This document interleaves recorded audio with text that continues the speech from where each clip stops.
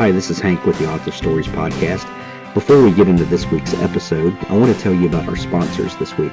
Scrivener is a piece of software that I have used for over a year now, and it's more than just a word processor. Scrivener is an entire environment for writers that lets you not only write, but organize all of your writing, outline.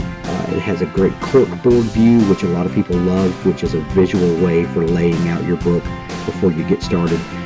Folders to track character sketches, places to hold information and notes, everything that you could ever imagine that goes into your creative process, Scrivener can handle. If you go to getscrivener.com and use the coupon code HANK, you can get 20% off the already low price.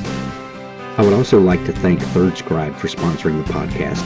ThirdScribe is a author website solution that allows authors to connect with readers in a very unique way. Imagine if Facebook and WordPress have a baby, and then that baby is raised by librarians. It grows up, falls in love with a beautiful web designer, and together they bring literary fulfillment to millions. That's ThirdScribe. Go check out ThirdScribe.com today. Well, thanks for joining me again for another episode of the Author Stories Podcast. My guest this week is Ellen Campbell, editor-at-large. Welcome to the show, Ellen. Hi, Hank. Thanks for having me. You are so welcome. Ellen, you are, by your own admission, not a writer, but an editor. But I believe you have written some as well, haven't you? I have not. Okay. I don't have a speck of fiction in me. If you give me a topic, I can write. Yeah. But as far as original ideas go, they're just not there. It's kind of sad. I mean, I aced my creative writing class in high school, and my high school teacher told my mother it would be a crime if I didn't write, and it's just not there. Wow. So instead, I correct other people's work. Well, how did you become an editor? What is that process like for someone who maybe is a lover of literature and but realizes that this is their area of gifting and expertise? You know, for me, it was almost completely an accident. In fact, it's really very similar to David Gatewood's story. I was reading Little Green Men by Peter Cordron. That's spelled C-A-W-D-R-O-N, but he swears it's pronounced Cordron. You know, Australians. Right. And it was a great book, and there was a recurring typo in it, and it just nagged at me. And finally, I sent him a message telling him how much I liked the book and apologizing that there was this little typo in it. And we started communicating, and he asked if I would be willing to beta read his next book, which was going to be Shadows, which is a Silo fanfic. Right. And I was just thrilled to death. Oh, my gosh, an author wanted me to beta read his work. I mean, I was just over the moon. And so I started reading his backlist and started blizzarding him with corrections and pointing out errors and inconsistencies. And by the time he was done with Shadows, I was his editor, and I have been ever since. Wow. Now, is this something that you have done professionally, you know, in your day job? I'm holding up air quotes here. No. No? Okay. No, it's not. But I've always been a voracious reader. I was an only child, and I don't remember learning how to read. I mean, as far as I'm concerned, I could always read. I was reading Nancy Drew by the time I was in kindergarten. I was reading Ayn Rand by the time I was in 6th grade. So just light reading for sixth graders. Yes. So it's just, reading has always been a part of who I am. And when I became a parent and teaching my child how to read, she and her friends used to call me, and this was way before Grammar Nazi came into vogue, but they used to call me the Grammar Police. And my family gets tired of me driving down the street and screaming, "Incorrect use of the apostrophe" at random billboards. So it was just kind of a natural fit. And I started working with Peter, and then other people got interested. And all of a sudden I had people beating a path to my door saying, "Take my money, take my money." So, well, it's not. That's an exaggeration, but it evolved. Yeah. What is it about, well, and you being the editor, this may not be a fair question to ask you, but what is it that makes you be able to to pick out things that other people look over, do you think? Is there some, when you read a manuscript, do these things just jump out at you and you're just like, how can they Absolutely. not see that? Yes, absolutely. And that's exactly what it is. I mean, I've been known to throw classics across the room. Of course, now that I do most of my reading on Kindle, throwing your electronic device is not recommended. Not So, recommended. Yeah. but yeah, I've read some independent sci-fi that was so bad that I couldn't even finish it, and I'll read a box of cereal if I don't have anything else to read. But yeah, I mean, I just have to me it feels instinctive. It's an innate grasp of which is the correct homophone and where that apostrophe should really be and or not be, as the case may be most of the time. Right. What are some things that you see consistently across the landscape, errors and things that writers could look out for that seem to be things that people do consistently wrong? Well, when I first started this journey, I would have told you that it was incorrect use of the apostrophe. That has now dropped way down my list. Homophones, Really? people. Homophones. Find a website. There's 100 of them that list common homophones and review them. I mean, breach, B-R-E-E-C-H, is not the same word as breach, B-R-E-A-C-H. Right. They mean entirely different things. You know, and I could do this list all day long with homophones. But that's a glaring thing that jumps out at you over and over again. Yes. Breach, breach, phase, horde. Like I said, I mean, I could do that all day long.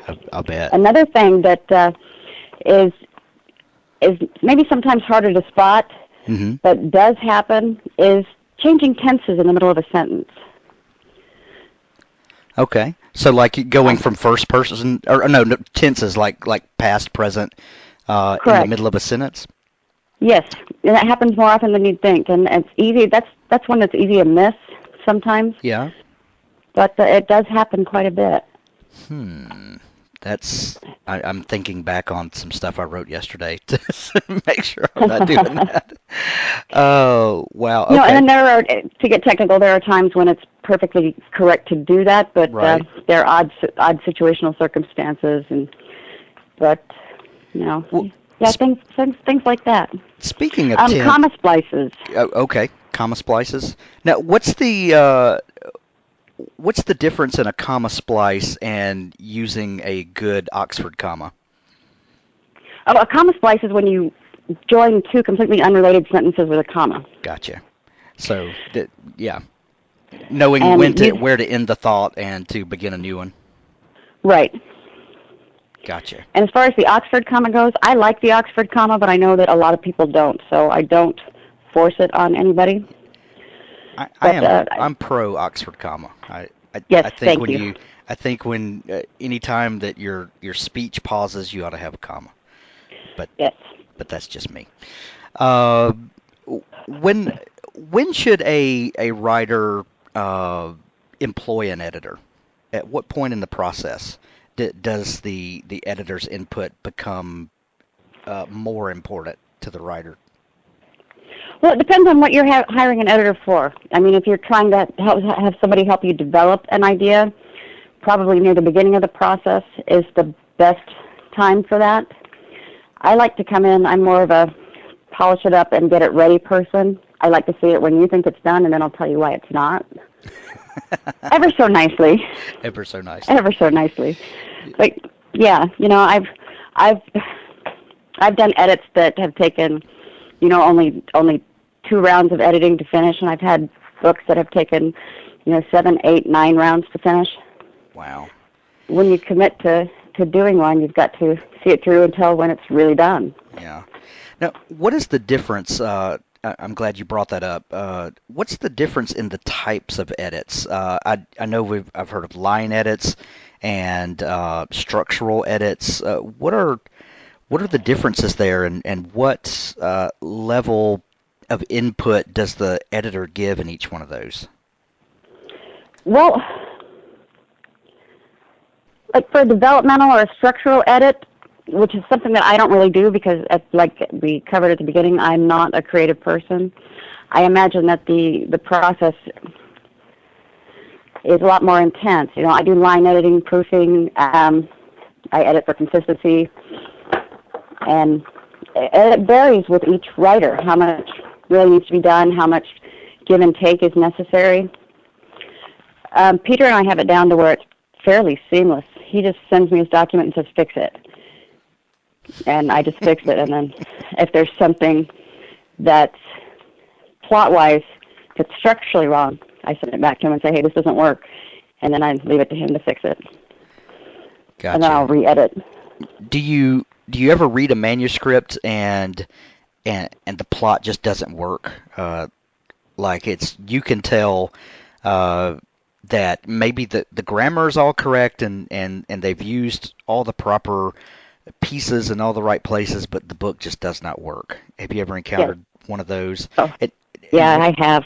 And what do you do as an editor when you come across something like that? I send it back to them as gently as I can and tell them that, I try to be as nice as possible. I think you have an excellent writing style. The plot may be a little lacking. It feels hollow. Maybe you should flesh it out. Right. Like that. Right. How long does an edit take you? Say you've got a 100,000 word manuscript. How long does it take you to go through that and make those edits and get it back to the author? I honestly can't answer that. If it's fairly clean and it only needs 2 rounds of editing, I could probably do 100,000 words in 20 hours. That is nuts. But if it's 100,000 words that needs lots and lots of revisions, lots of corrections, lots of jumping back and forth, it might take me, 250 hours. Wow. That's are you I take it you're a fast reader if you could make it through a manuscript like that in a matter of hours. Well, 20 hours is longer than it sounds like. Think of like 2.5 days at work doing nothing else. Gotcha. And maybe I'm underestimating a bit. I mean, I do read faster than average, but it's what I do. I got you. How do you when you're an editor and you're in that mode and you try to read for fun, do you have to turn off your editor switch so that you could just enjoy the book, or are you constantly picking apart what people are writing? It's kind of funny because even before I was an editor, if I saw a mistake, it would bother me, and it would throw me out of the book. It would irritate me, and it would be hard to get back in. Now that I edit all the time, it's actually easier to turn off. I just kind of make a mental note, like, oh, yeah, there's another one. Oh, yeah, and keep going. Wow. So I guess it's made me a little more immune. Yeah. Not immune so much as immunized. Gotcha. What about colloquialisms? How much of those types of things should a writer use, and when do those things just kind of smack of being kitschy, or when you said take you out of the story, that just kind of jumped at me. Sometimes we read dialogue and the author's obviously trying to set a place and a style with the way people talk. And sometimes I've read things that just, kind of sounded very over the top. Do you have any advice for writers when doing those sorts of things? Yes, really, I do actually. If you're let's say you're setting your whole story in the Deep South. Okay. Don't spell everything H-E-Y-A-H for here. I mean, just assume that everybody knows it's in the South, and let's all get on with the story. Right. If you have a minor character that pops up and their dialect is really strong, then emphasizing it, for your 3 or 4 paragraphs or whatever is not over the top. But if it goes for more than that, then yeah, I would say if you're spelling it out continuously, you've gone too far. Right. If your whole book reads like Scarlett O'Hara, it's probably a little over the top, isn't it? Yeah, exactly. If you get off Streetcar Named Desire, you've gone too far. Right. Well, the other side of that coin is I know you've edited a book for Leslie Smith, haven't you? I've edited several things for Leslie Smith, yes. Well, Leslie is British, and how do you? I know there are different spellings and things like that for the British English as opposed to American English. How do you edit for those types of things? Well, with Leslie, most of the time, unless she's writing an American character, I leave her to being British, and if I have any questions, I go back and ask her if something doesn't sound right. Right. With Peter, who is Australian, Right. and also suffers from the dialects, one of the things that I do for him is translate it to American. So what sorts of things it depends on the writer. Gotcha. What sort of things should you look for? Should a writer look for if they're trying to write for one of the other dialects? Is it more than just the adding U's to words with O's that we don't do in America? Well, I wouldn't. On the whole, unless you have lived a long time in that other place, say, be it England, be it Australia, be it even Canada, maybe, because they sound a little bit different too. Unless you've lived a long time there and you're comfortable with the colloquialisms and the patterns of speech, I wouldn't even try to write them. I mean, because they're just going to be fake. Right. And it would just be an off note. Gotcha. You've also worked on some collections, haven't you? Some anthologies? I've got my first anthology coming up. I'll be doing, I'm following David Gatewood into the Chronicles anthologies. Awesome. I'm slated to do the next 3. The first 2 are going to be AI, and I believe Dragon is probably going to be the second, and they haven't decided on the third yet. Nice. So I'm supposed to start that in January. Okay. Do you anticipate any special issues with working with a varied group of authors as opposed to one with one consistent voice and style over the entire work? I would if that were actually the case. I mean, that technically is the case, but I'm going to be working through Sam Peralta. Okay. So I'm going to take it to Sam, and he's going to take it back to them. Gotcha. Okay. So you set up kind of a tiered system to work through the consistency issues. Yes.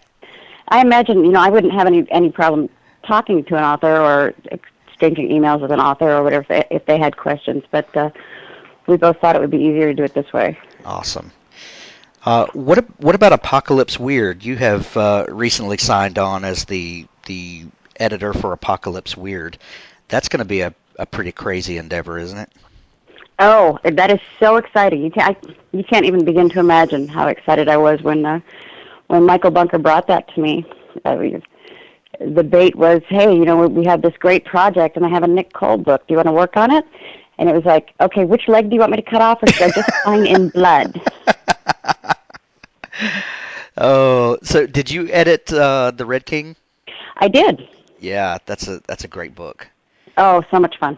So much fun. Nick is just amazing. And I'm working right now on Nick and Michael's collaboration. The working title was Digger. Right. They're going to call it, and I'm going to get this wrong, Texopolis. It's a combination of Texas and apocalypse, and right. I can't put them together in my mouth. Texopolis. See, I just can't do it. But that's what I'm working on right now. I've also done the first round of edits for Jennifer Ellis's book in the Apocalypse Weird lexicon. Yeah. And it's tremendously good. Prepare to freeze. She's fantastic. Oh, she's so good. Yes. Yeah. What's the challenge of editing a book written by 2 different authors with the Digger? Yeah, see? You see Digger, exactly. What's the challenge in editing a book from 2 different people? That Well, has to that has to this be has kind of been odd. super easy. Well, when I first picked it up, I wondered if I was going to be able to tell who had written what. Right. And I know I've read so much from both of these guys that I didn't have any problem. But they're both such professionals and they're both so talented that it's pretty seamless. Wow. So, and I haven't had to spank them yet. They haven't gotten their edits back yet. So. But you're reserving a yet for that. Well, like I worked with Nick on the Red King, and we got along just famously. We didn't have any problems. Awesome. So. Well, now, what's the production schedule for that going to be like for you? I know you've got a glut of books that are coming out in February. I think 5 books are releasing on one day. And then it's going to be 2 books a month after that. Is that right? That's the schedule. Wow. And my hope is that once we get past this frantic first rush of getting these 5 books ready and in production on time, which we are going to do, writers, cooperate with me, please, on this. My hope is that we'll be able to get a couple months ahead. Right. So that it won't be so frantic. Awesome. What's the... do you have some... a overarching set of rules that you're using with the Apocalypse Weird books so far, or is some of that going to come in later where there are consistency issues and things like that? Or this first round of books is all basic world building, isn't that right? That's correct. That's correct. And there is a theme, and there are guidelines, and there are events that have to happen. I'm not going to give any of those away. Sure. So, but yes, there's a lot of freedom within the framework. But imagine, if you will, a bare tree. You can hang it with orange leaves. You can hang it with green leaves. You could hang it with tinsel. Whatever. Right. The framework is there, and you fill it in the way you want. Gotcha.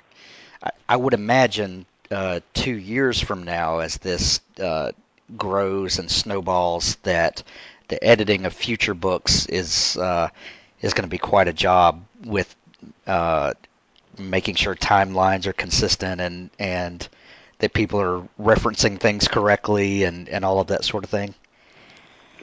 Yes, well, like I said, we've got the outline, but yes, keeping track of what goes when. But part of the beauty of the Apocalypse Weird storyline is that it's possible that multiple universes are involved, so there's room for variety. Nice. Like I said, I don't want to give Right. too much away. Right. Well, getting back to editing, there are lots and lots of indie authors, and the digital publishing revolution of the last few years has really opened up where anyone can publish, and we've heard lots and lots of success stories of people that had a story in them and they were able to get their story out, and some people have become famous and or rich or both. But then there are a lot of people that have a good story in them, but they just don't know how to get it out. What advice would you give to an author besides hire a good editor when it comes to that part? But do you have any advice that you would give to people who want to write but just can't get the mechanics together? Yes, take a class. Okay. Take a class. Find a creative writing class. Find one online. Find one at your local community college. Ask around. Find other people. Writers are, I have found, in my experience, are some of the nicest people you'd ever want to meet. Ask them. Yes. Contact your favorite indie author and say, hey, how did you do it? Yeah. And you're absolutely right. The indie community is so welcoming and is so ready to help new authors. Absolutely Yes. right. If you were to take a creative writing course, what should you look for? Are there any things that are standouts for you? What I would tell you is find out as much as you can about the teacher. Go online, see if there are any reviews. see if they've had any successful students, although that's not necessarily going to be a really good arbiter of whether or not they're a good teacher, whether they've had a Stephen King as a student. I mean, that doesn't happen very often. But find out if their students like them. I mean, because creative writing is an elective. So if a teacher is really good at it, it'll be a popular class. There'll be a lot of students out there. There'll be online reviews of the course. Yeah, I mean, don't go take it from, Professor Sour Sam. Take it from, Miss Wonderful. Right. So find someone that has a good attitude about it. Yes. For sure. Yeah. Yes. And somebody that really loves the subject. Right. I mean, maybe even a talented undergrad somewhere, Okay. Are there any keys to writing good dialogue? Oh, Lord, write the way people talk, please. Unless you're, the high priest of the planet Mu or whatever. Right. When people speak, they don't usually speak in a grammatical fashion. They use contractions. They don't say, you will be all right. They say you'll be all right or you'll be okay. Read it aloud. Is that something that you would say? Is that something that you can hear somebody saying? Or when you read it aloud, do you find yourself contracting the words? That's really a good way to judge whether you've written dialogue that reads like dialogue. Gotcha.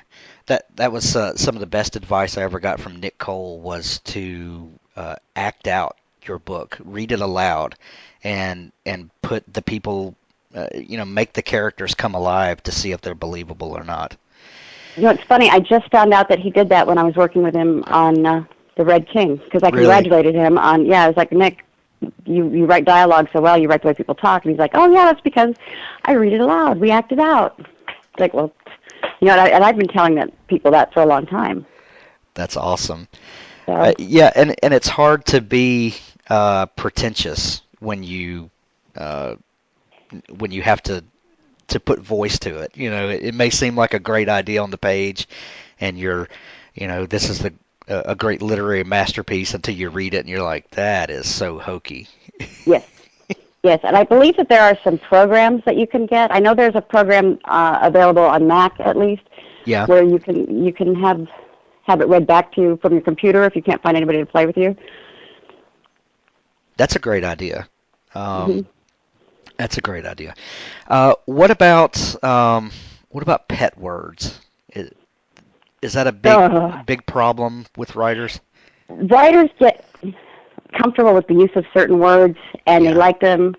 And I don't want to single anybody out, so I won't. But if you used the word subtle 17 times in 70,000 words, you've just overdone it. It gets to where the reader sees it, and that's all they see. True. What do you recommend for people that when you realize you're falling into that pattern, how do you break that? Excuse me, I'm so sorry. That's okay. Ask your beta readers to look for it. Because if you're doing it, it's something that you're not consciously seeing, and it's something that you're probably going to miss. Right. So when you send it out to beta readers, ask beta readers to look for repetitive words. And again, there are programs out there that will do a word count in your manuscript and tell you what are the most common words, and you can select out words like the, and, said, and look for words that are not common words and see how many times they appear. Gotcha. Or if you suspect you have a problem, feed the word into your word search and see how many times it appears. Right. That's a good idea. I know Scrivener has a feature that will tell you word occurrence and how many times it shows up, and you can even filter it by chapter or in any way you want to break it down. But that's a great idea. When you find that you have used the word awesome, 50 times in your 50,000 word manuscript, do you recommend just getting a thesaurus and looking for better ways to say it, or is that a sign that maybe you're falling into patterns and whole places just need to be rewritten? Well, it could go either way. I would start by going through and seeing how many of them you can change to a different superlative if awesome is your issue. which is awesome, happens to be one of mine. I use that way too often. Yeah. But yeah, go through and see what you can change it to. And then if you find that you can't change it or that you don't want to change it, maybe you need to go back and revisit and see if maybe the whole thing needs to be reworked. Gotcha. There's no hard and fast rule for anything in writing, and writing is so subjective. On a framework, again, I'm going to bring up the tree. You've got these rules, and then you decorate the tree the way you want. So, again, right. There's nothing hard and fast about it. Do you notice that, or do you think there's a pattern with some of these pet words that you write? Do those words probably come up in our speech over and over again? I don't know how many times a day do you say emitted? True. And how many times a month would you say that you use the word ascend in conversation? Right. Right. Not very many. Yeah. No, and one of the things that really bothers me, and this is kind of in the same vein, is a lot of writers, it's becoming really in vogue to use the words before and within when you mean in front of and inside. And that's pretentious and ridiculous, and nobody would ever say that. Right. If that's not something that you would say, why are you writing it? Right. Again, unless you're writing for the high priest of the planet Mu or whatever. Right. Right. Are there any narrative styles that you think work better than others? For example, do you think that is first person versus third person perspective better in any particular sense that you have run into? I'm going to give you okay. Go ahead. I'm sorry. Go ahead. No, I'm just trying to form a question. That's. Do you think? Do you think one of those works better than the others? What I'm asking. I do not. I am a lover of both. They can both be done extremely well, and they can both be done extremely poorly. It's just whichever a writer that I'm very, very fond of recently made the jump from third person to first person, and I think their writing has just grown tremendously from that jump. It's just taken them from, I hate this phrase, but it's, okay, how about this? It's elevated their writing, making the jump from third to first. Yeah. But there's nothing wrong with either. Yeah. Well, it's a different skill set. When you're writing first and third, it makes you, for lack of a better term, flex different muscles. Yes, and that's exactly the analogy. I mean, you're flexing different muscles. So you should try both and see which one you're better at. Yeah. Because they're equally valid points. I mean, they're equally valid styles. Right. And I don't care what writing snob tells you that one is better than the other. The individual work determines whether it's good or not. Yeah. Not the writing style. The Apocalypse Weird book that I'm writing in first person, and the last two books that I wrote were in third person. And I was talking with my wife the other night, and I was just amazed at how fresh it feels to write first person, and what a completely different experience it is. And it's so hard to explain, but it's like flexing different muscles. It's a completely different experience. It's crazy. And if you're enjoying it more, then maybe your talents lie more in that direction. Right. Right. Not saying that never to write in third person again, but if you're enjoying first person, the odds are pretty good that it's better than what you were writing in the third person. Right. Well, what about present tense versus past tense when writing in first person? I know, like the Red King, for instance, is first person present, and it's very immediate feeling. Yes. And also Nick Cole's book, Soda Pop Soldier, is first person present tense. And that is surprisingly difficult to write. Do you think that there's a better, that one's better than the other? First person past versus first person present? Say that 3 times really fast. Yeah, I know, right? I like first person present. It really takes you into the story. I mean, you're part of the story as it's happening. But there's nothing wrong with the first-person past either. It's just a different style of writing. It may be a little more old-fashioned. Yeah. But there's nothing wrong with it, and some great things have been written in first-person past. Are there potholes in the road that you should look out for when writing either one of those tenses? Are there things that to avoid or glaring problems either way? I don't think any more so than writing in any other style. Try to stay consistent. Try to avoid changing up your tenses in midstream. Gotcha. Otherwise, find the writing style that you're comfortable with and write in that style. Your writing will be better, in my opinion. Of course, since I'm not a writer, somebody's going to come along and kick dirt in my face and say, "Shut up, you don't know what you're talking about." You can always just hit them with a red pen, and yes, yeah, you have that prerogative since you're the editor. Well, Ellen, thank you for coming on the show this week. How can people get in touch with you if they would like to employ you as their editor? I am at ecampbell@thirdscribe.com, and you can send an inquiry to me from there. Awesome.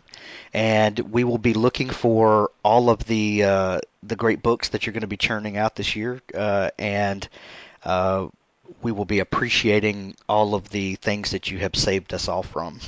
Yeah, well, I just enjoy the work that the writers have done, because what I am doing isn't the monumental task. What they're doing is the monumental task. I'm just here to make it look its best.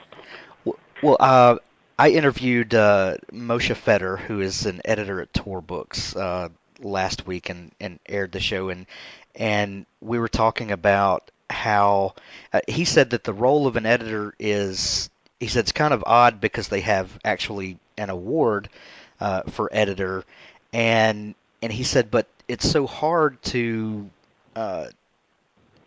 give those awards out, because if the editor has done his or her job correctly, it really should be seamless. And yes, and I think that's one thing we should all be grateful for, is that because you have put in the hard work you make the rest of us look like we're geniuses, when most of the time we're just half geniuses. Well, you flatter me. If I can contribute half to your genius, then I feel like I've done a great job. There you go. There you go. Well, Ellen Campbell, thank you for taking time out of your busy schedule to come on and talk to us. I appreciate it. Okay. Thanks, Hank. Thanks.